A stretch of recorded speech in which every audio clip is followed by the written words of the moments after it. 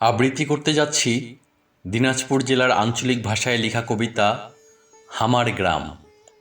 লেখা ও অনুভূতি প্রকাশে আমি আরিফ আহমেদ। শুরু করছি। ও মোর ভাইগুলা শুনো মই কহ হামার গ্রামের কথা। সরল সোজা মানুষগুলা হামার মনত নাই কাহারও কোনো ব্যথা। পুনর্ভবা নদীর পারত সবুজ শ্যামল গাঁও, ধান ক্ষেত ভরা মাঠ হামার বাতাসত নাচে তাও। ছোট ছোট ঘরগুলা হামার মাটিরও দেওয়াল, কি সুন্দর ঠান্ডা থাকে মনত আইসে কত রকম খেয়াল।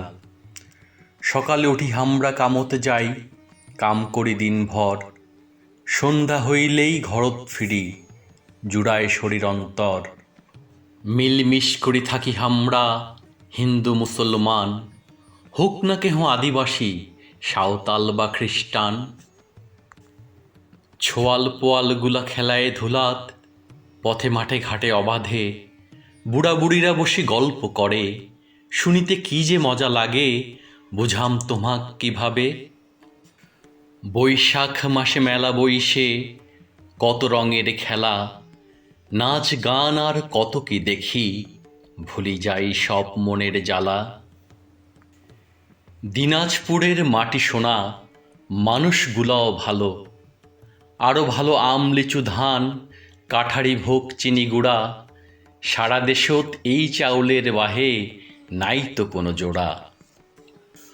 ঐতিহ্যের কথা কিছু শুনি যাও ভাই, দূর দূর থাকে দিনাজপুর আসি যেইলা দেখি যায় সবাই। দেশের সেরা বিশাল দিঘির নাম যে রামসাগর, কান্তজি মন্দিরের সারা দুনিয়াত আছে খবর। রাজবাড়ি আর নয়াবাদ মসজিদের খবর জানে দেশবাসী, সুযোগ পাইলে তোমরাও একবার দেখি যান আসি।